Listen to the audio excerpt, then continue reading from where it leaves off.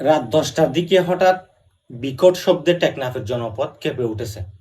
আমি একজন সীমান্তবর্তী এলাকার মানুষ হিসেবে বিকট শব্দ শুনেই মনে হলো মিয়ানমারের উপারে যুদ্ধ যেন আমাদের দুয়ারে এসে দাঁড়িয়েছে।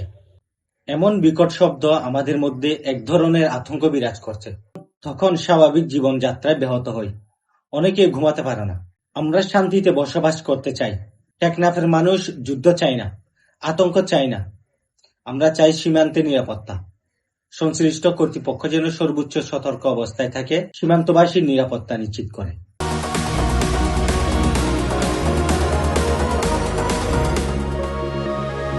আর্মি আর জান্তা সরকারের মধ্যে যেটা তুমুল লড়াই আবার শুরু হয়েছে। জান্তা সরকার আরকান আর্মির উপর বোম্বিং করতেছে, বিমান হামলা জোরদার করেছে। প্রতিনিয়ত আমরা বড় বড় বোমার শব্দে আতঙ্কিত দিনাতিপাত করতেছি। সীমান্ত জনপদের মানুষ আমরা একটু শান্তিতে থাকতে চাই, আমরা শান্তিতে বসবাস করতে চাই।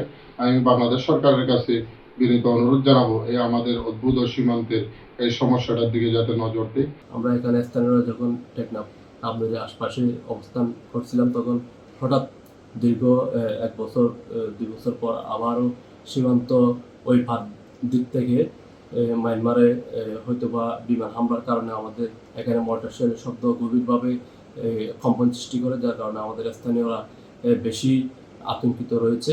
টেকনাফ থেকেও শব্দ শোনা যাচ্ছে। নর্মালি বিমান হামলা হইলে যেটা হয় যে ওখানে তো লোকজন আতঙ্কে থাকে, তখন অনেক রোহিঙ্গাই চেষ্টা করে নদী পার হয়ে বাংলাদেশে চলে আসার চেষ্টা করে, এর আগে দেখেছি। তো সেই হিসাবে আমরা সতর্ক অবস্থা আছি যেন কোনো রোহিঙ্গা এদিকে না প্রবেশ করতে পারে, সেটা আমরা সতর্ক অবস্থা আছি। এটা তো আজকে বিকাল থেকেই হচ্ছে, থেমে থেমে, মানে এটা কন্টিনিউয়াসলি হয় না, এই আপনার সন্ধ্যার পর থেকে হচ্ছে বেসিক্যালি। এখন পর্যন্ত যেটা আমরা শুনেছি যে 18 থেকে কেউ 18টা বলছে, কেউ 27টা বলছে। নাম্বারের ডিফারেন্স আছে, কেউ 18টা কেউ 27টা বলে, নাম্বারের ডিফারেন্স আছে। বাট বেশ বোমা হামলা হয়েছে আর কি। সকাল 10:40-এর দিকে প্রথম আমরা বোমা হামলার খবর পাইছি আর কি।